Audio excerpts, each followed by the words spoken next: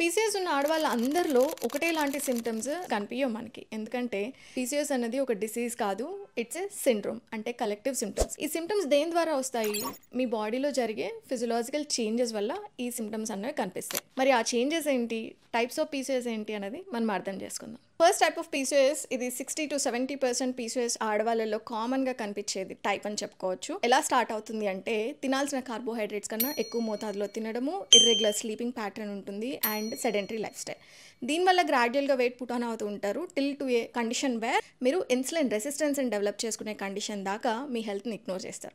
ఇలా డెవలప్ అయిన పీసీఎస్ని మనం first type of PCS called as insulin resistance PCS అని చెప్పుకోవచ్చు. దీంట్లో వెయిట్ గెయిన్ చాలా తొందరగా కనిపిస్తూ ఉంటుంది, వెయిట్ లాస్ అవ్వడం చాలా డిఫికల్ట్గా ఉంటుంది, belly fat and darkness around me neck కానివ్వండి, అండర్ ఆర్మ్స్ కానివ్వండి ఎక్కువగా ఉంటుంది.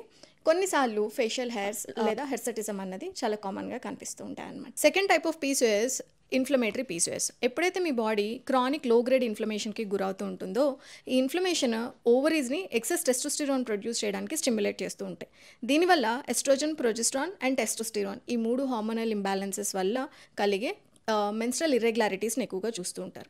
ఇన్ఫ్లమేటరీ పీసీఎస్లో యాక్నీ చాలా ఇన్ఫ్లేమ్డ్గా ఉంటుంది, ఫెటీగ్ అంటే తొందరగా నీరసం వస్తుంది, మైల్డ్ జాయింట్ పెయిన్స్ ఉంటాయి.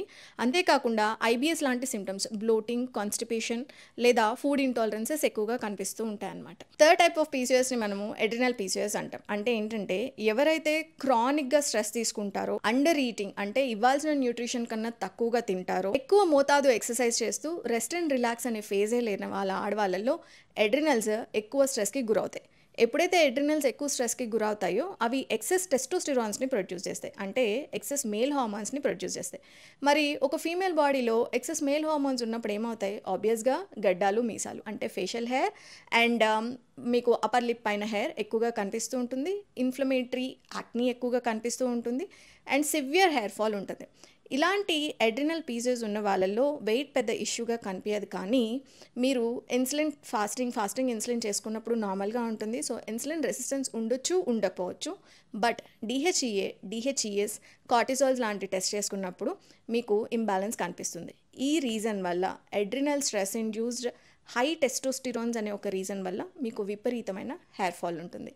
ఇలాంటి ఆడవాళ్ళల్లో ఎన్ని హెయిర్ ఫాల్ ట్రీట్మెంట్స్ తీసుకున్నా పెద్ద ఉపయోగం ఉండదు. All you have to do is me stress లెవెల్స్ని తగ్గించుకోవాలి, బాగా నిద్రపోవాలి, వెరీ బ్యాలెన్స్డ్ న్యూట్రిషియస్ డైట్ తీసుకోవాలి.